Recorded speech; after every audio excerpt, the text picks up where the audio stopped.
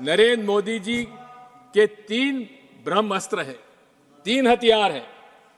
पहला अस्त्र है ईवीएम, दूसरा हथियार है धर्मांधता और तीसरा हथियार है ईडी, आईटी, सीबीआई, एनआईए।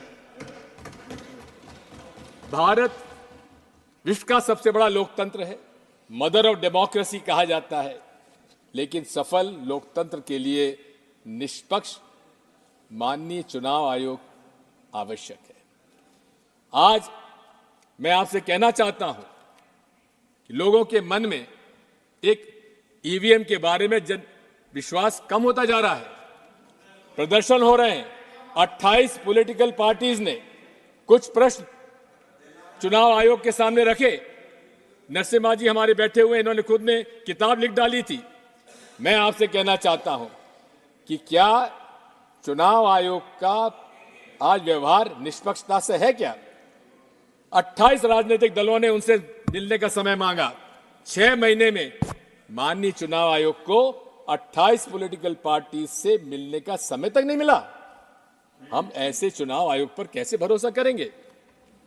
मैं आपसे कहना चाहता हूं कि एक तरफ जहां उच्चतम न्यायालय ने अपना सुझाव भेजा कि चुनाव आयोग के सदस्यों के चयन के लिए माननीय मुख्य न्यायाधीश उच्चतम न्यायालय के उनको भी उसका समिति का सदस्य बनाया जाए, लेकिन प्रधानमंत्री जी को रास नहीं आया और उन्होंने यहां से बिल पास करा लिया जब सारे विपक्ष के संसद सदस्यों को उनको उन्होंने निष्कासित कर दिया था।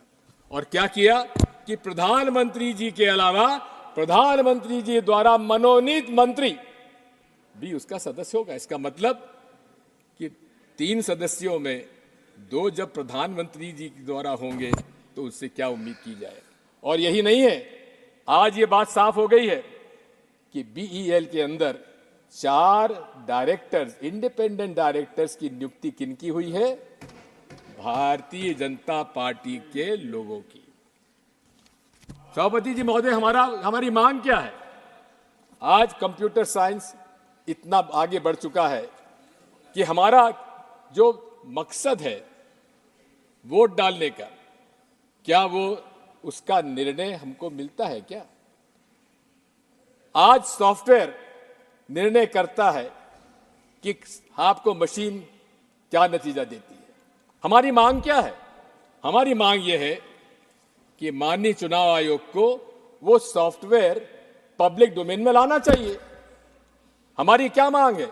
ये मेरा अधिकार है, एक वोटर के नाते अधिकार है कि मैं जिसे वोट चाहूं उसको वोट पड़े। महोदय, कि इस पूरे विश्व में केवल 5 देश ऐसे आज हैं जहां ईवीएम के माध्यम से चुनाव हो रहा है। उसमें से ऑस्ट्रेलिया में जो सॉफ्टवेयर डाला जाता है वो पब्लिक डोमेन में है।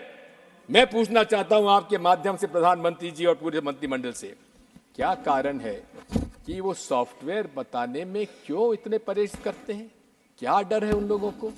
आज जब मांग उठ रही है जनमानस में कि चारों तरफ से कि हमें ईवीएम नहीं चाहिए, उस समय पूरे देश में ईवीएम का प्रचार करने के लिए चुनाव आयोग प्रदर्शन कर रहा है। अरे, हमें प्रदर्शन करने की आवश्यकता नहीं है। आप हमारी बात इतनी सी मान लीजिए, या तो आप बैलेट पेपर से चुनाव कराइए, जो 2018 में कांग्रेस पार्टी ने एआईसीसी रेजोल्यूशन में अपना मत रखा था, उस पर हम आज भी कायम हैं। और यदि आपको ईवीएम से इतना ही प्रेम है तो आप हमारे हाथ में वीवीपैट स्लिप जब नीचे गिरती है तो उसको हमारे हाथ में दे दीजिए और हम जाकर मतपेटी में डाल देंगे। इसमें क्या ऐतराज होगा? माननीय अध्यक्ष महोदय, सभापति महोदय, मैं आपसे इतना अनुरोध करना चाहता हूं कि दूसरा हथियार इनका धर्मांधता का है। धर्म से इनका कोई नाता नहीं है। हिंदुत्व एक आइडेंटिटी थी, सावरकर जी ने जिसको नाम दिया था, और उन्होंने खुद ने कहा था इसका कोई धर्म का लेना देना नहीं है।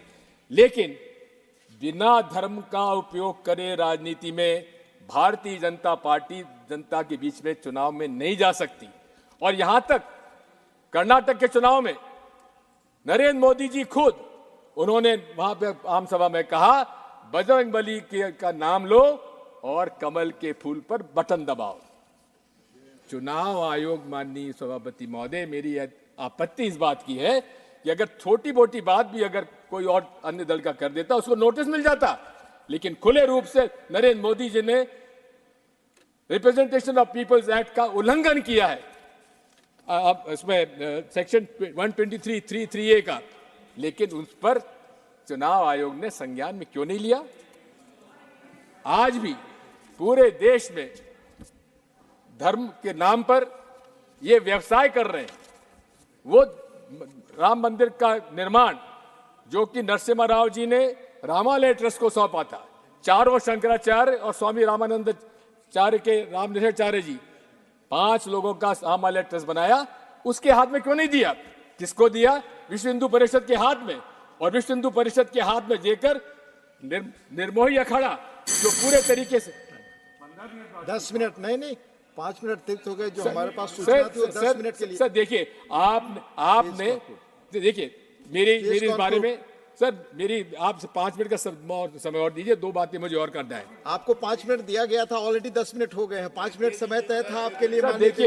देखिए बात यह है, बात यह है, हमारे अब कोई समय ही नहीं है। हमारे लीडर ऑफ ऑपोजिशन का समय हमारे इसमें नहीं रखा जाना चाहिए, क्योंकि वो उनका अधिकार है। अभी जो नियम तय है उसी के अनुसार चलेंगे। प्लीज आप कंक्लूड करें। मैं आपसे कहना चाह रहा था कि पीपल्स रिप्रेजेंटेशन एक्ट का वायलेशन हो रहा है, उस पर कोई संज्ञान में नहीं लिया जा रहा है। मैं आपसे इतना कहना चाहता हूं कि आज तीसरा हथियार इनका है ईडी, आईटी, सीबीआई, एनआईए का। इसमें मोदी जी को कहते हैं मेरी गारंटी, मोदी गारंटी का एक आपको उदाहरण देना चाहता हूं। भोपाल के अंदर उन्होंने भाषण में कहा कि मेरी मोदी गारंटी, ये महाराष्ट्र के नेता, उन पर 70,000 करोड़ का घोटाला है, उनको मैं जेल भेजूंगा। लेकिन 3 दिन बाद क्या हुआ सभापति महोदय? जेल भेजने के बजाय उनको मुख्यमंत्री बना दिया गया। देवेंद्र फडणवीस कहते थे दादा चक्की पीसिंग, आज दादा जेल में नहीं, महाराष्ट्र के मंत्रालय में बैठकर मोदी जी गारंटी कर पीसिंग कर रहे हैं। मैं आपसे कहना चाहता हूं कि पूरी तरह से भारतीय जनता पार्टी दल एंटी पुअर है, शुरू से रही है, कोई नई बात नहीं है। पूरे कॉर्पोरेट्स के पक्ष में इनका पूरी रही है पूरा, और इसीलिए कि हमारे जो डायरेक्टिव प्रिंसिपल्स में असमानता दूर करने का निर्णय था, उससे अलग अमीर और गरीब का असमानता बढ़ती चली जा रही है।